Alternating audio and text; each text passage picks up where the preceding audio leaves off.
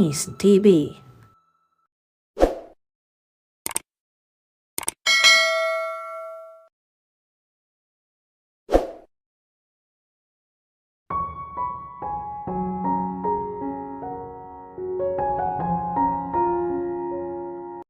I hate you, Dominic! Sigaw niya na nagpayaring mahinto ito sa pagpihit ng doorknob at lingunin siya. Sa sandaling malutas ko ang problemang ito, ay hindi mo na ako makikita pa. That was childish, but she couldn't help it. She was running out of option to convince para tulungan siya. Tila na-press ito sa pintuan. Matagal na sandaling bumagsak ang tingin nito sa doorknob. Kapag kuwan, ay nilingon siya. Nakita niya sa mga mata nito na tila nagsisisi ito. Nagbigay iyon ng kahiblang pag-asa sa dibdib niya. Ever! Idinuktong pa niya. Tumuwid ito ng tayo at tiningnan siya ng diretsyo sa mga mata. Iyan ang makakabuting gawin mo, sweetheart. Casual na sabi nito. Siguro panahon na upang matuto kang mabuhay na hindi ako lagi nakaalalay sa tabi mo. Napakangasiya sa narinig. Hinding-hindi niya inaasahan ang ganong salita mula rito. Bigla ay tila gusto niyang mag-iyak, magsisigawa o kaya ay magwala. Pero kinontrol niya ang sarili. Hindi niya maaaring pagmukhaing kawawa ang sarili ng tuluyan. Nakipagkatwiran siya. Humingi na siya ng pamanhin. Nakiusap. Pero manhid ang lalaking ito. Tinapunan niya ito ng malamig na tingin. Kailanman, hindi na ako hihiling ng anuman sa'yo. Hanggang sa huling hininga ko, Dominic, tandaan mo yan. Biglang tumalima ang anyo nito. Fine. Hindi ko makakalimutan ang lahat ng ito. Naramdaman niya nagbakal ang tinig niya at muli nagsalita. I had no idea that you were such a jerk. Lumabas din ang totoong kulay mo.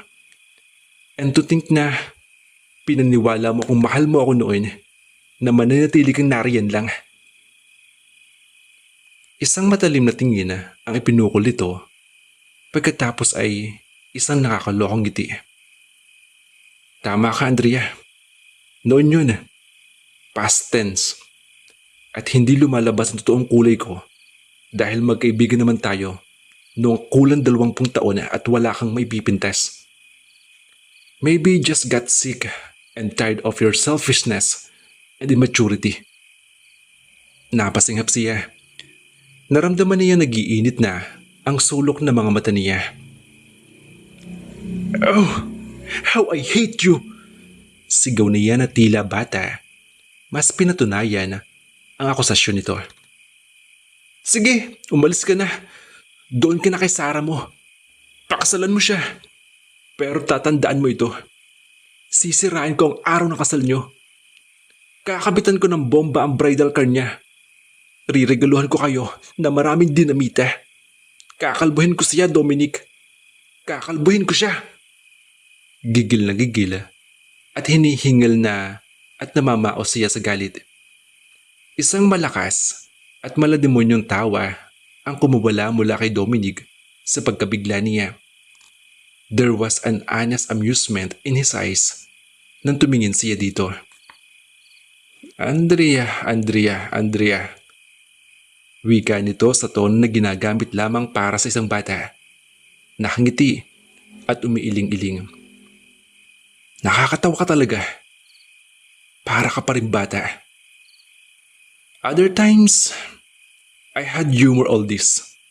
My advice? Stop being a brat and grow up. Be responsible. Naglalaro pa rin ang malademonyong ngiti sa mga labi ni Dominic nang buksan nitong tuluyan ang pinto at lumabas. Kung mababasag lang ang mga ngipin niya sa matinding pagngingil, ay wala sa panahong magpapadentista siya sa tiyak. My God. She had done everything. Mula sa pakipag-usap sa seryosong paraan hanggang sa pag-aasal spoiled brat na siyang pagkakakilala nito sa kanya. Pero lahat ng iyon ay walang silbi. Papaano na ngayon? Ano ang sasabihin niya sa mami niya? Paano kung lumala ang sakit nito at maging dahilan ng bagong atake nito at ikamatay? Hindi niya mapapatawad ang sarili niya kung siya magiging dahilan ng kamatayan ng ina. Oh God, she didn't want her only parent to die. I hate you, Dominic. Usal niya. Parehong nakadama ng inis at pag-alala sa ina at galit para sa dahilan kung bakit ayaw niya nitong tulungan. Si Sarah. Si Sarah kung bakit hindi siya tinutulungan nito. Kung bakit ayaw tulungan siya sa sitwasyon niya ngayon. Pero may sariling isip si Dominic. Hindi ito basta-basta nagpapatangay sa mga udyok. He must have loved Sarah so much if she had been able to sway his mind. He must be so in love with her. Tuluyan na siyang napahikbi. She was losing him and she could feel the world closing in around her. Inalisan siya niyon ng karapatang huminga. Parang zombie na lumakad siya patungo sa sopa at kinuha ang baga. Tinitigan niya ang baga at mula roon ay kinuha niya ang wallet niya. Sa isa sa mga compartment doon ay hinugot niya ang halos 3 taon ng papel na isang malinaw na kopya ng original. Ang original na nasa silid niya sa bahay nila sa San Ignacio, nakalaminate at nakatambstak sa likod ng pintuan ng aparador niya. Tinitigan niya ang larawan nila ni Dominic noong gabi ng acquaintance party niya sa huling taon niya sa kolehiyo. It was a good shot. Halos close-up ang kuha. Ang estudyanteng kumuha niyon ay nag-award bilang Best Photographer of the Night. The student's camera caught them kissing in the middle of the dance floor. Nag-init ang sulok ng mga mata niya at dinama ang lumang papela. Simulat sa pool nariyan ako sa tabi mo. Tagalutas ng mga problema at gusto na pinapasok mo. Naroon din ako noong panahong kailangan mo ng mga gamit upang pagsilosan dati mong boyfriend. Iyon ang mga salitang tumatawi sa isip niya. Sandali siyang natigilan sa sinabing iyon ni Dominic. That was the very night that Dominic had referred to. Sa mismong gabi ng Besperas na acquaintance party nila, ay umuwi sa San Ignatius Dominic mula sa Maynila para dalawin ang ina nito. Nang gabing iyon, ay naroon agad ito sa kanila. Gayon na lamang ang tuwa niya nang makita ito. Muli niyang binalikan ang alaalang iyon. Dominic! Sambit niya. Halos magkandara pa siya sa pagbabasa hagdan. Akala ko'y binibiro lang ako ni Mami na sabihin niyang narito ka. Pumaloob siya sa nakalahad nitong mga bisig. I miss you, Dominic. Yumakap ito sa kanya. I miss you too. Lumabi siya. Kung hindi ko pa alam na nagkikita kayo ni Joyce sa Maynila. Si Joyce ang ex-girlfriend nito sa college. Lumabas sa Maynila para sumali sa isang artist sa research. Nanalo naman at isa sa mga contract star ng isang malaking istasyon. Bumuntong hinanga ito at tumawa. Hindi ko kinakakala dahil maliit ang mga mundong ginagalawan namin. Pero magkaibigan lang kami ni Joyce, sweetheart. Ayaw niyang pag-usapan ng mga bagay na iyon. Kung hindi niya nababasa sa mga tabloids na may karelasyon si Joyce na isa ring kasamahan nitong artista, ay totoo magsaselo siya. At noong mga panahong iyon ay may Albert na siya. Bagamat mas pabor ang mami niya kay Dominic. Her mother was reasonable.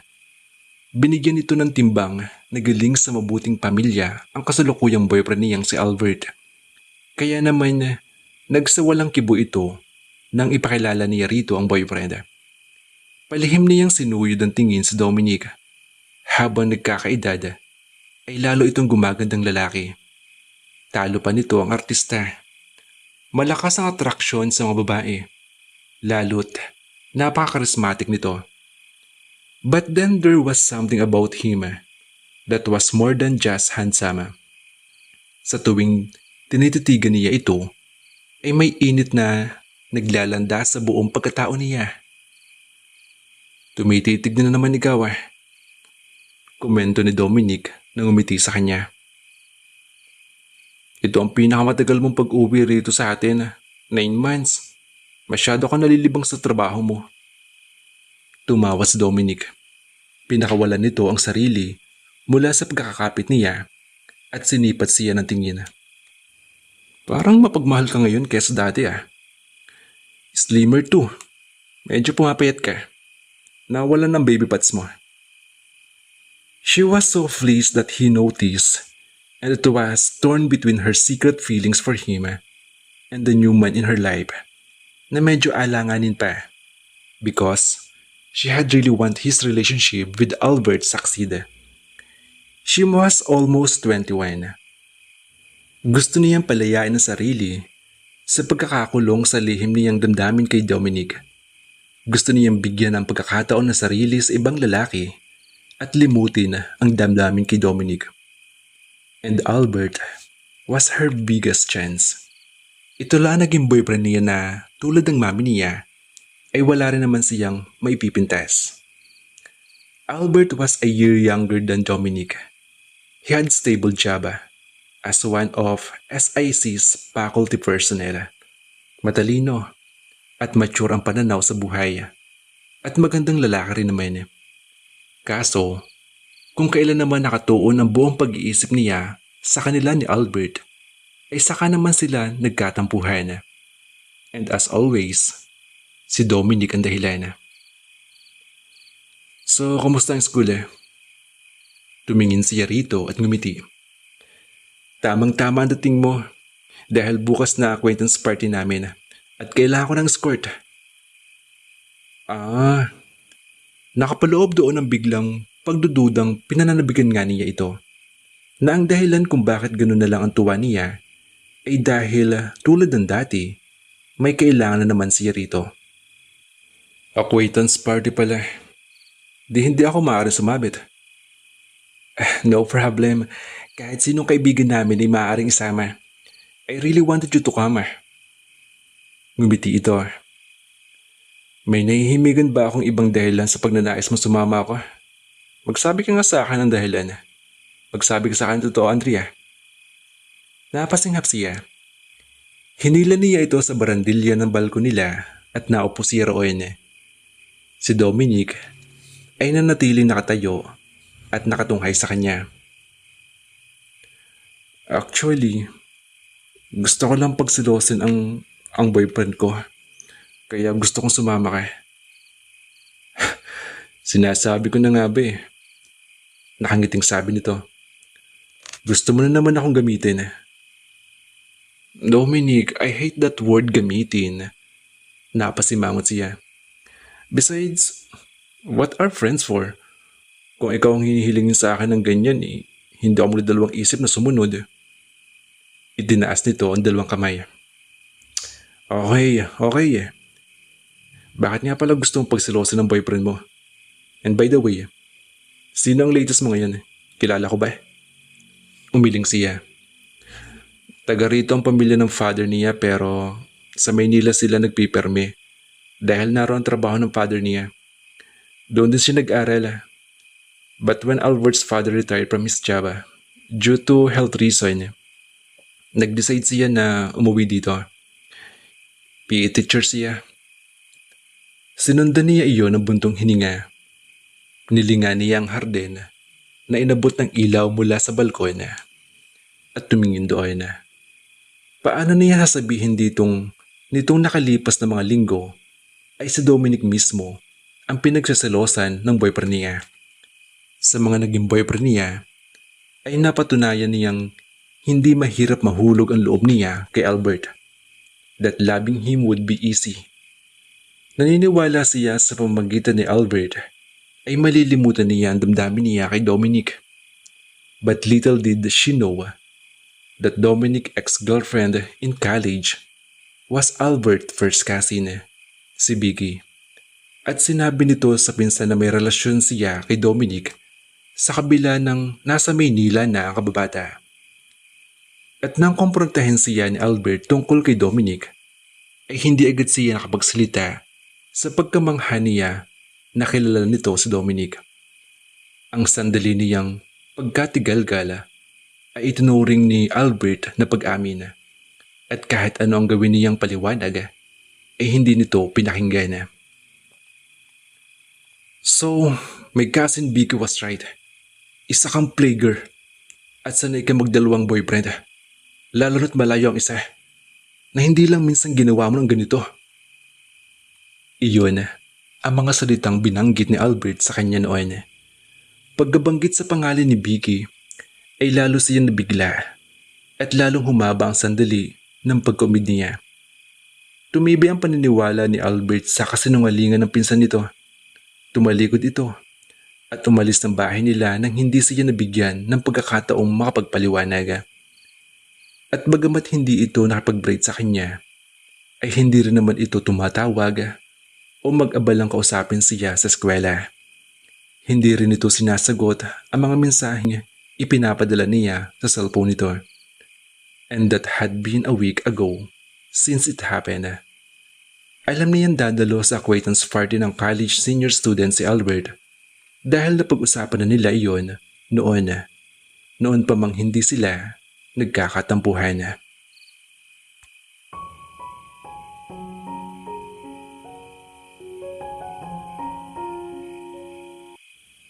Pinapayagan ka ba ni tita na magsuot ka ng ganyan?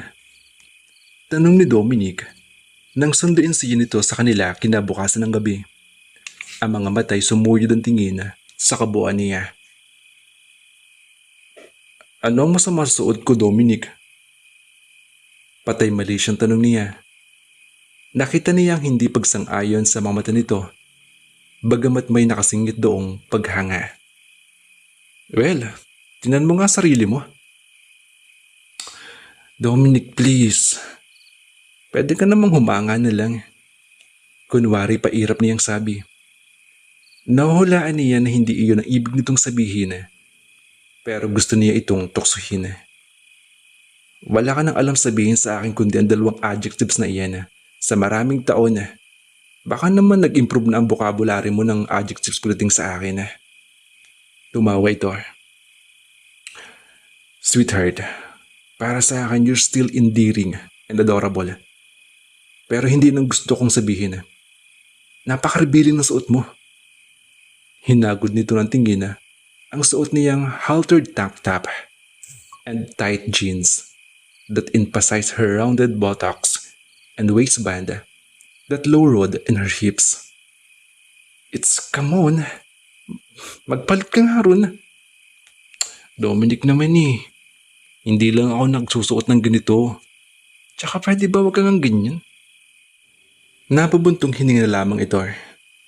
Nakita niyang pinilit itong huwag mapangiwi nang madako ang mga mata sa nakahantad niyang tiyan. Anyway, bagay naman sa'yo. Umaasa lang ako na hindi tayo mapapaaway dyan sa suot mo ha. Tumawa siya. Nako Dominic, hindi mangyayari yan. At titiyak ko sa'yo na maraming kababaihan na makikita mo ngayon na mas revealing pa kaysa suot ko, no? Kapag kuwen, ay binigyan na ito ng matamis na ngiti. Tsaka ang gwapo mo ngayon ha. Tatitiyak kung pagkakaguluhan ka ng mga girls diyan mamaya. Ang ilan ay makakilala mo pa. Relax. Hindi ako alis tabi mo. Itinaas nito ang braso para sa kanya. Halika na. Ngumiti siya. Ikinawit ang braso sa hook ng braso nito at sumigaw ng paalam sa mami niya. Gayon din sa Dominic. Acquaintance party iyon ng buong senior college student at sa auditorium ginanap. Marami ng tao na dumating sila. May ilang mga kabatch ni Dominic ang nakiparty rin at kinawayan ito. May mga kaibigan at dating classmate din itong naroroon at nakakilala dito bilang isang scriptwriter editor ng isang kilalang TV station. Nantala ang dalawa dahil sa kamustahan. Gayunman, Hindi bumitaw sa pagkakahawak sa kanya si Dominic. My goodness! Wika ng isa sa mga dating classmate ni Dominic na isa ng faculty member ng kolehiyo. Hanggang ngayon pa rin ba hindi kayo nagkakahiwalay dalawa? Alam nyo, hindi kami magugulat kung isang araw ay mababalitaan namin mag-asawa na kayo. Singit pa ng isa. Maliban sa tawa at ngiti, ay hindi sinagot ng dalawa iyon. Sinikap ni Dominic na makawala sa ilang dating mga kaibigan. Oo nga pala, asan ang boyfriend mo? Bulong nito sa kanya. Bumuntong hininga siya. Actually, nakatingin pa siya kanina pa na pumasok tayo. Sagot niya. Don't look back. Katabi siya ng spinner at nakasuot siya ng Lacoste shirt na red. Isaway ang tugtog na pumailang lang sa ere. Hinila siya na Dominic sa dance floor at isinayaw. He's good looking. Komento nito. Pero sa pandinig ni Andrea ay mas insulto kaysa papuri. Napatingala siya sa kaibigan. Nagdidikit ang mga kilay nito. He's coming this way. Niyayaya niya yung sumayaw ang katabi niyang babae. Napasinghap at napakunot ang noo ni Andrea. Si Gela, may gusto ng babaeng yun since last semester. Inaasahan niyang may sakit na guguhit sa dibdib niya sa kaalamang si Gela ang partner ni Albert ng gabing iyon. Strangely enough, there was nothing. May iritasyon ang naramdaman niya at iyong bagay na tila may kumante sa pride niya. Hindi ang uri ni Gela ang ipapalit ni Albert sa kanya. Kilala ito sa campus bilang babaeng may hindi magandang reputasyon. Malimbit ito nakikita sa mga beach na nakapaligid sa San Ignacio kasama ng sino-sinong lalaki. She wouldn't hold a candle to you. Ani ni Dominic na sandaling sinulyap ang topic nila. Don't worry, lalapitan ka niya bago matapos ang gabing ito. Napuna ko na matalim ang sulyap niya na pinukol niya sa atin. Maya-maya pa'y nasa dance floor na rin sina Albert at Gela. Dalawang parehas ang nakapagitna sa kanila. Nang lingunin niya mga ito, ay napasinghap siya. Hindi nagsasaya ang dalawa sa wari niya, kundi nagyayakapan sa gitna ng dance floor. In fact, may mangilan-ngilang nakasulyap sa mga ito.